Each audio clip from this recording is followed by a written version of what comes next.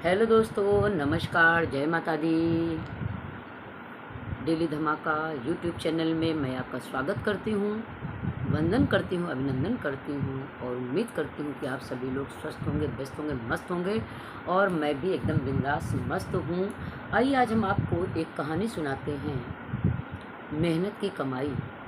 मेहनत की कमाई क्या रंग लाती है। देखिए दोस्तों, गुरु नानक देव जी की कहानी है। गुरु नानक देव अपने अनेक शिष्यों के साथ धर्म उपदेश देते हुए घूमते रहते थे। एक दिन बात की, गुरुदेव जी ने सुबह से अपने लिए कुछ खाना नहीं बनाया, कुछ था भी नहीं उनके पास, खाना भी नहीं बनाया। इसीलिए भोजन पाने के उद्देश्य से वो अपने शिष्यों को लेकर के दूसरे गांव में पहुंच गए। सभी शिष्यों ने गुरु से सवाल किया कि सभी शिष्यों ने गुरु जी से सवाल किया कि हमें यहाँ भोजन कौन देगा। तभी एक गरीब बढ़ई आ करके वहाँ बोला कि आप सब मेरे घर चलो, और उसने सभी को अपने घर में विश्राम करने की गुहार की। मतलब सभी को अपने घर में ले जाने के लिए विनती की कि आप सभी लोग मेरे घर चलो। बढ़ई ने सोचा कि मैं जो भी आज कमाऊंगा उससे खाने की व्यवस्था करके इनकी सेवा करूंगा। वही बढ़ई का नाम बाबूलाल था और वो वहाँ काम करता था। उसके सेठ का नाम था लालो लाल। लालो सेठ के नगर में आयोजन, उसी दिन लालो लाल ने सेठ अपने नगर में आयोजन किया था और लालो लाल ने सेठ में एक डुग्गी पिटवा दी थी कि आज किसी के घर में खाना नहीं बनेगा, सभी लोग सेठ जी के ही घर में खाना खाएंगे और शाम से खाना शुरू हो जाएगा। इतना सब सुनने के बाद वो अपनी शाम की मजदूरी लेकर के बाबूलाल अपने घर चला गया और अपनी पत्नी को रोटी बनाने के लिए कहा। तभी लाल ने सभी नगरवासियों से कहा कि आज फिर एक बार लाल ने सभी अपने नगरवासियों से कहा कि आज कोई भी अपने घर में खाना नहीं बनाएगा, ना कोई भूखा सोएगा। सब लोग आज शाम को खाना सेठ जी के यहाँ ही खाएंगे। सब लोग मज़े से शामिल होंगे वहाँ पर जा कर के। तो तभी लाल के नौकर ने बताया कि बाबूलाल के यहाँ उसी समय लालो लाल के नौकर को भेजा गया कि जाके देखो किसी घर में कोई भूखा तो नहीं रह गया है।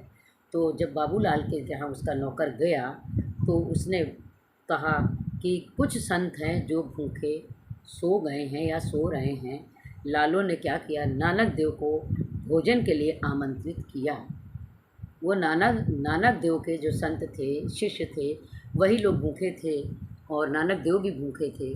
तो उन्होंने कहा कि वहाँ पर चूल्हा जला है और रोटी बन रही हैं और कुछ संत जो हैं अभी भी भूखे हैं।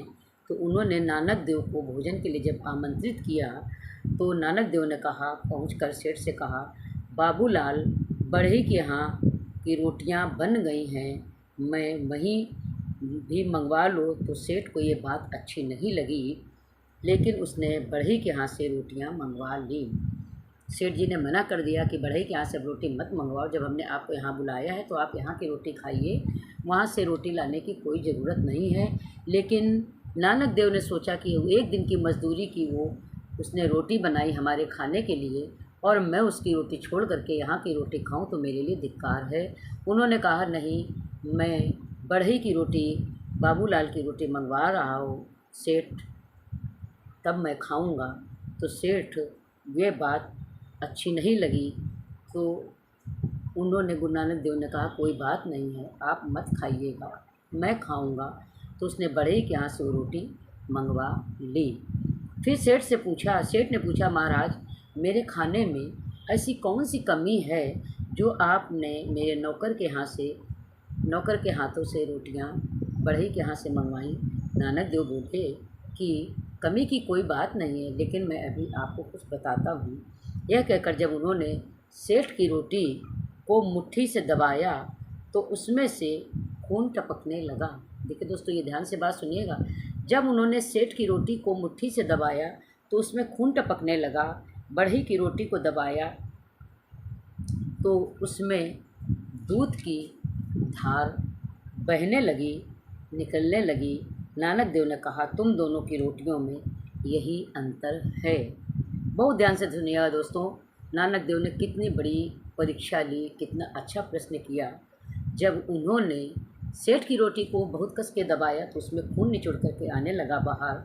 उसके बाद वहीं पर हाथ साफ करने के बाद सेठ ने बढ़ई की रोटी दबाई तो उससे दूध की धार निकलने लगी। तो नानक देव ने कहा कि आपकी रोटी में और बढ़ई की रोटी में क्या अंतर है, अब यही अंतर आप बताइए। तब सेठ जी थोड़ा सा सन्न रह गए, उनके समझ में नहीं आया। तो नानक देव ने कहा कि मैं अंतर बताता हूँ। तेरी कमाई गरीब के शोषण की है, इसलिए तेरी रोटी में खून निकल रहा है, और इसकी कमाई, बढ़ई की कमाई मेहनत की है, जिसने बहुत मेहनत की है, इस वजह से उसकी रोटी में दूध निकल रहा है। यही अंतर है मेहनत की कमाई का और शोषण की कमाई का। इसलिए दोस्तों, कम खाइए, गम खाइए, हकीम के पास मत जाइए। कैसा खाइए? ईमानदारी का खाइए और मेहनत का खाइए। नमस्कार दोस्तों, जय हो जय हो जय जय हिंद दोस्तों।